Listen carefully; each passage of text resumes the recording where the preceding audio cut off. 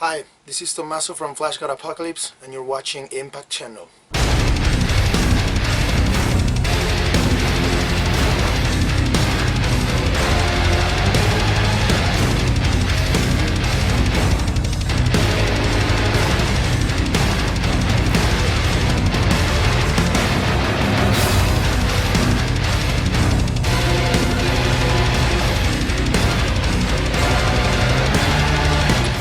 It's great. The reactions for the album for now has been incredible, even more than expected. I have to say, we were comfortable. Of course, I think we worked pretty well, and we were very happy with the production and everything.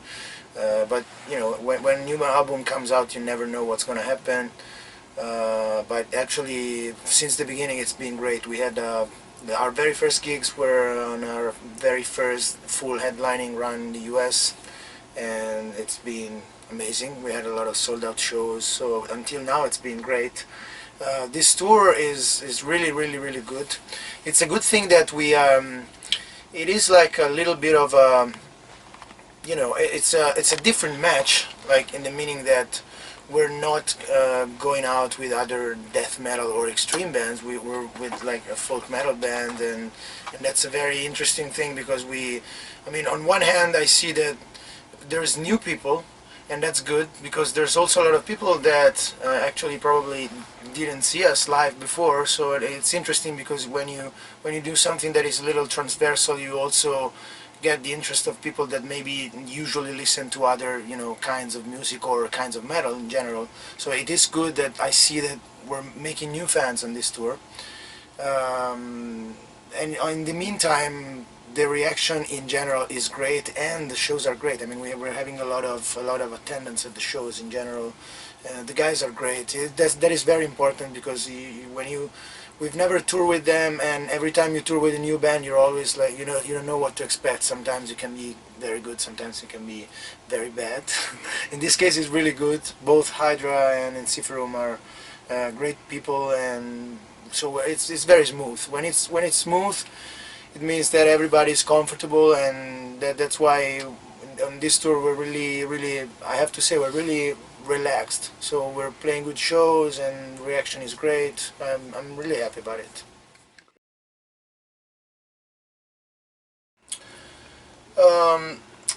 It's a matter of timing, I would say, in the meaning that I think that the very first big reactions that we had was probably in North America, US and Canada in general, and I think that's I mean, now it's like it's really getting very good pretty much everywhere.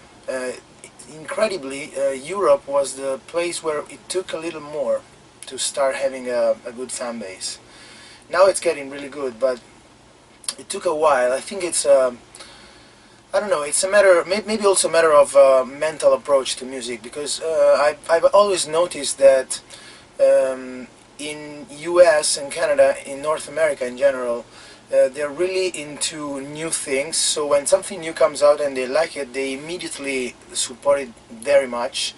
In Europe, there's a bit more of attention to the story of a band. So it starts, you know, you really start getting more interest when there's a little bit of, you know, like other albums before the one you're playing for, and people starting, you know, getting interested into it. It's a little bit maybe a slower mechanism, but I think it's also because probably it's also the fact that it is always like that. I mean, when you come from an exotic place, it's also easier. So probably Americans see us in a very different way because we come from Italy and we have this kind of symphonic music. Europe, of course, has much more, you know, a longer history also in symphonic metal in general. So probably it is normal that it takes, you know, a little more to be noticed between all these bands that are playing symphonic metal. But now it's really getting much better. We're finally conquering Europe too. US at this point is really big. That's why that's what I was saying before. It's been one of the first places where we had the chance to do a full headlining with full production, and the result was great. So it means that is where probably we started from, and now in these last 2 years and a half, during during the promotion for Labyrinth, we finally discovered the Far East, and that's going really well. Japan is great for Fleshgod. We've been 2 times already, and it's been amazing. And we finally had the chance to play in China a couple of times, and yeah, that's interesting because it's an all new market coming out, all new people that didn't have the chance to attend to these kind of shows for a long time.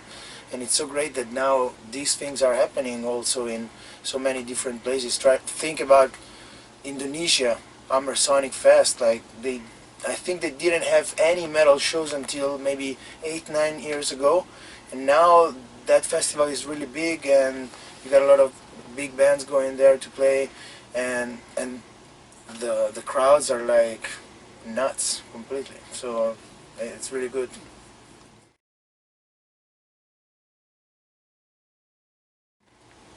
You know, the listening thing is it is something that is so much into your blood that I think you don't have a objective perception of what you're listening to. I mean, I wouldn't even be able to describe exactly what's the feeling. I really like our music, considering also the fact that on a composition point of view, the main composer is Francesco Paoli, and he works together with Ferrini. So I'm into the composition just in the meaning of like working with them on arrangements, and during when we work on the lyrics and stuff like that. But I also have, and it's a good chance for me, the fact that sometimes maybe they're like writing stuff and then I listen to it for the first time. So in that way, sometimes I'm like external, and I always find it really interesting. I really think Francesco has a very smart way of composing, a very mature way of composing. He's really he pays so much attention to details and arrangements that in music, for me, is really the most important thing, because you can have the best riff in the world and waste it sometimes. So it's so important to work on the whole, you know, on the big design, on the whole arrangement of a song and of an album. So I really feel like I enjoy it when I listen to it. I really like it. It's not something that, it's not boring for the fact that I've been recording into it. It's really, I always like, you know, listening to it. On stage, you know, it's such a different world. I feel like now it's the first times in which I'm really finally able to enjoy what I'm doing, because there are so many things going on when you're on stage, and especially with our music, of course, it's hard to play, it's hard to sing, so I have to do many things. So it took really years to start having the chance to get into the proper concentration, because I really think it's all a matter of being present. In general, in life, for my perception, being present is the most difficult thing, but it's also the most important thing. And now it's a time in which I'm starting to be able to be present. And when I do that, it's like if everything, all the things that I've been working on for so many years, suddenly become very easy. And when that happens, of course, it's the first time in which you can feel this you know, this music going through you, and you're not thinking anymore on anything of what you're doing.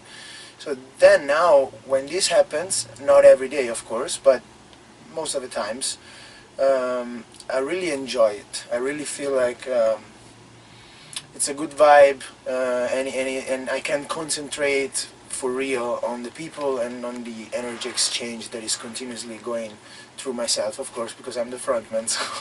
So everybody in the band, of course, but the frontman is the one who channels all the energy, and I really think it's all a matter of that.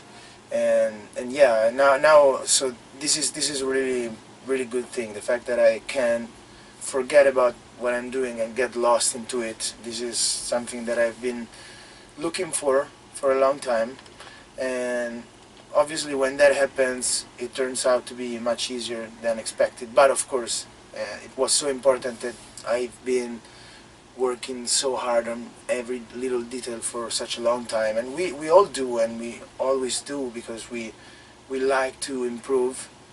as much as possible. But now it is great the fact that I finally can feel that feeling that is the most important for a musician, the fact that you're communicating. And that's the point.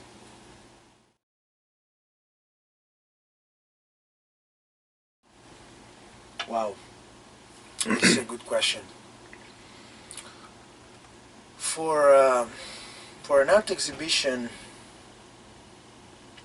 I would say it would be the perfect, to me, I think this is very personal, to me it would be a very good soundtrack for Salvador Dali, because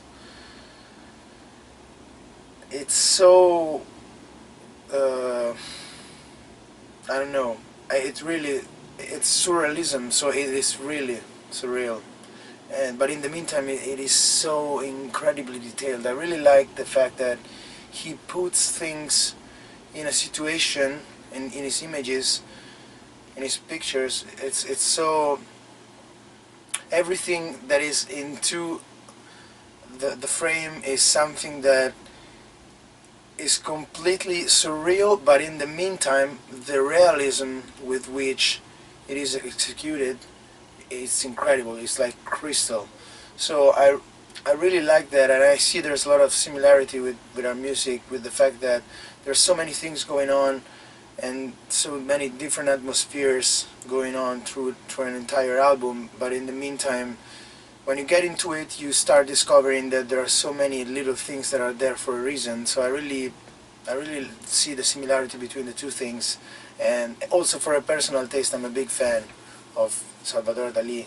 I would really like to see an exhibition with our music on top of it. And for a movie, it's really hard to say. Probably, yeah, I mean, I would see it probably good for something like The Lord of the Rings, something like that, because it's really like grandiose, and so I can imagine like war, parts perfect with some of our songs, just because of the power that's into the music.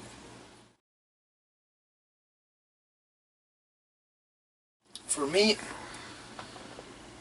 personally, if I could say, okay, mention one situation that would be like the perfection for your dreams, that would be playing in La Scala in Milan. But not because they're not good, they're great, but just for my personal taste. I would play there, but I wouldn't play with the orchestra from La Scala, but I would play with the Berliner Philharmoniker, because nowadays I think it's absolutely the best orchestra out there.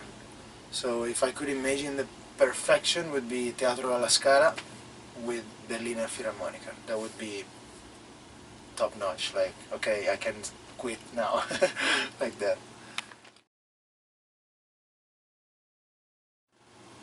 Art is that thing that is able to heal your soul. That's the only thing, the only way I've always seen it. Everybody has some wounds inside. Some have more, some have less. And I really think that the moment in which I realized the importance of art for me is when I'm really able to feel that my soul is being healed by what I'm doing. And that's the only reason why I do it. All the rest, like the fact that it is of course a job and we try to survive with it, it's all great and it's happening, but really that's connected to what I was saying before. The fact that I'm able to enjoy a show now means that the feeling that I have on stage is getting incredibly, it's strange, it's getting closer to the feeling that I have when I'm home playing for myself. I'm exchanging with people much more than before, but in the meantime I'm getting that good feeling that brought me to play music. The fact that it's something, first of all, for myself, and then I'm sharing this with others. It's not, I'm not showing off. It's not like yes, I'm cool, I'm on stage. It's I'm sharing this feeling with you, and this makes it even stronger, so it's great. So it's like more similar to when I play for some friends than it was before. So that means that things are getting into the right place in this moment, because really the first reason is that, and that means that, and it's something that really gives me a very, makes me feel comfortable now, the fact that if all of this would finish, I would still find myself playing guitar at my house. So that means that it is really important for me, and that means that this soul healing is the very first reason why I do it. So that's art for me.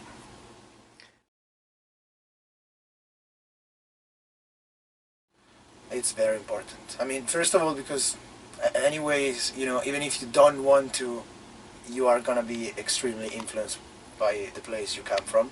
So of course that's also something that you cannot control.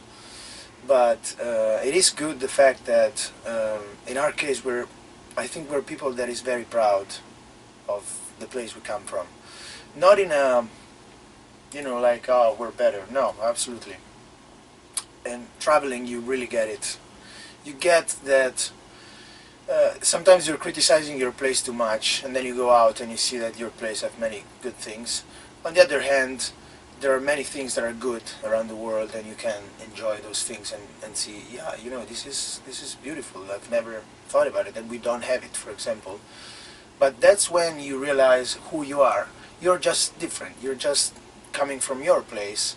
So it is so important for your own energy to, the more the tree grows up and the more, you know, the roots are going into the ground.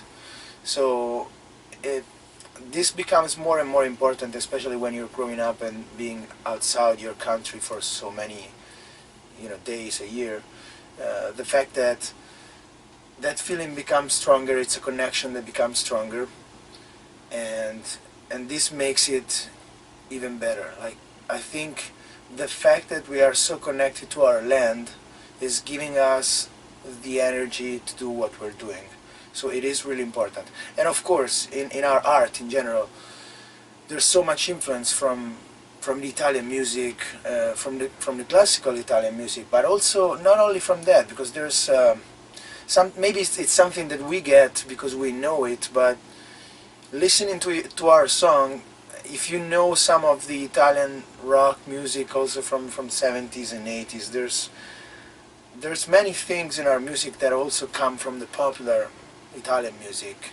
So we have really many influences, and also in the stories that we tell, the way we put the stories, I think it is really connected to the approach that Italian education has with art. Like the fact that we've been in school and you know, attending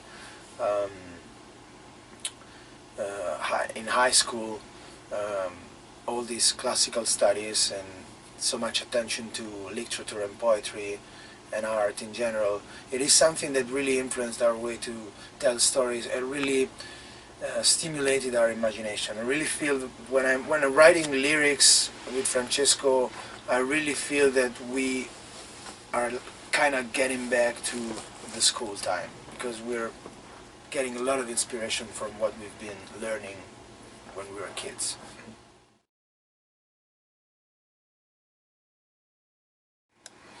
Nowadays, I think we're having a big problem on Earth in general. The fact that we are really getting lost, in the meaning that today's society is forgetting completely how important is the connection with the past. They are trying to push everything into the future, and they don't realize that in everybody's mind, if there's not a good balance between the future and the past, the present is gonna get lost, and then you are gonna get lost. So even in school and in education, they're really trying to, now there's this big thing about the fact that probably in Italian high school they are trying they've been trying for years, and they will probably succeed in the end, to kill the existence of Latin and ancient Greece. And that's really bad, because they think it's useless, but they don't realize that those are the most important things that you can learn at school, because it is something that gives you a completely different way of watching the reality. And this is why Italian education system has been the best for many years. Now it's getting lost because they want to emulate other systems that are more like straight to the point, but they don't realize that it is true that you, like let's take an example. The American system is much more straight to the point, so they learn what they need to know for that kind of job, and that's good because on one hand, of course, there's a lot of young people that really gets really fast into jobs and they learn how to do it very quickly. But it is not a case that when you go to some of the, maybe not, it's getting worse now, but if you go back to the 80s, the 70s, if you went to a lot of the most important laboratories, and I talk about chemistry and biology because I've been studying that kind of stuff, so I know about that kind of stuff, and my family is a family in which there are scientists, so I know that kind of things. And I know from the stories from my father, from what I've seen from my brothers, that when you went to the US, for example, during the 80s or the 70s, you found a lot of Italian scientists working there. Even if our system was lower, because when you have to study the reason why a cell suddenly changes its program and become a cancer cell, the fact that you've been studying Latin at school could be much more important than the fact that you've been studying biology. That's the point. So and this concept is getting really lost completely, because we are losing the conception of the fact that our mind is not just rooms separated, but it's something that is alive, so you need to feed it in many different ways. So if you have the chance to feed your mind with so many inspirational things, including the stories that you study when you study I don't know, Seneca, this will change you, and this will make you stronger and more intelligent.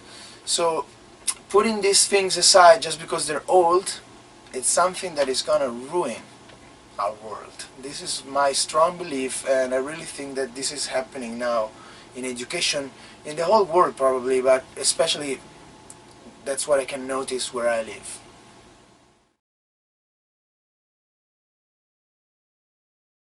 I mean, I know, he is the most popular, so I could sound a little bit cheesy, but I've been always fascinated by Cesare, because even if he was obviously a dictator, in the meantime he was such a smart person, like really someone who had a very, very deep and layered culture, and was really well educated and extremely intelligent, and that was able to take all this knowledge and put it in his purpose, that was the conquer of everything. So of course I know that if you were back in that times, probably it would sound really someone that was extremely violent, and that of course a lot of people around all Europe died because of him. But of course when you think about stories, it is fascinating when there is such a strong character that was able to unite so much, and that of course in the end was hated by everybody else because he was too much powerful, because probably he was too much smart. But yeah, I think he was probably my favorite, for sure.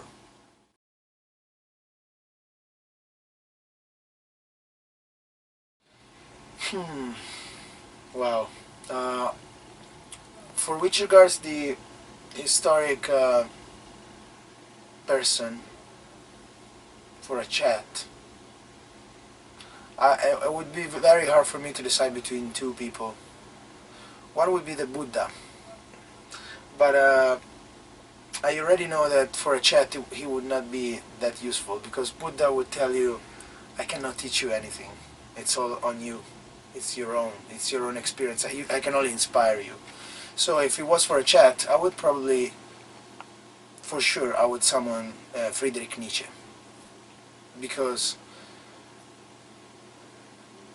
I don't know, I wouldn't know even where to start from.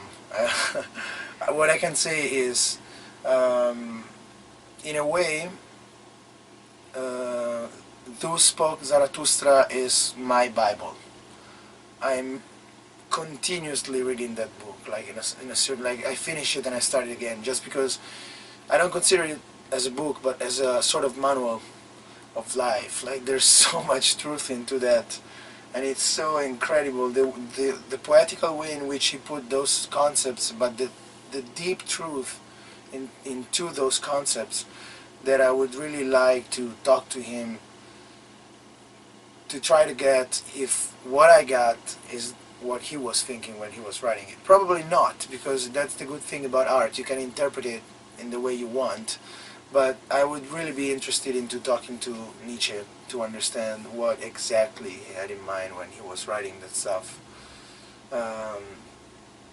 And for a mythical creature, since I play with Fleshgod Apocalypse, and of course it was a big inspiration, I would summon probably the Minotaur from the Labyrinth of Knossos. But I don't know if that would be a chat or a fight. Probably would be a fight, because he is the representation of our dark side. But actually it would be a chat probably, because it's a chat that we all have every day between our bright side and our dark side. So it's something that happens every day. Indeed, that would be just the incarnation of that evil things that we have inside, that we continuously have to, we could say fight, but in the end you cannot take them off. They are needed. You can find a way to make these two parts of yourself work together. I think that's the only thing you can do. Try to find a sort of break in this fight, because the problem is not the dark side. The problem is the fact that you are fighting the dark side. If you learn how not to fight it, then it can become a sort of friend of yours together with the bright side, and just be one thing that works all together.